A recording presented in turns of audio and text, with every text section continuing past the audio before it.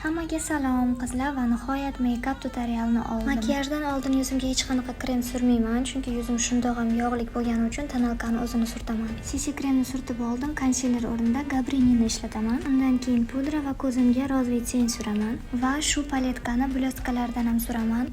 Va mana dolgajdanniy strelkalarim. Tepadan pastga qarab ozroq qiya holda chiziq tushirib olaman va pastini yoysimon shaklida tutashtiraman. Ichini bo'yab olamiz. Endigi navbat esa tushga. Oldin boshqacha tush ishlatardim, endi esa shu tushga o'tganman. Pastki kipriklarimni esa boshqa tushda bo'yab olaman va xohlagan jigarrang paletkada burnimni korreksiya qilib olaman. Labimga esa 18 raqamli qalam ishlataman. Labimni qalamda bo'yab oldim. Va mana bu kisichka yordamida rastushevaz qilib olaman va labimni o'rtasiga blesk surtaman. Yuzimizni konturing qilib olamiz, rumyanalarimizni surib olamiz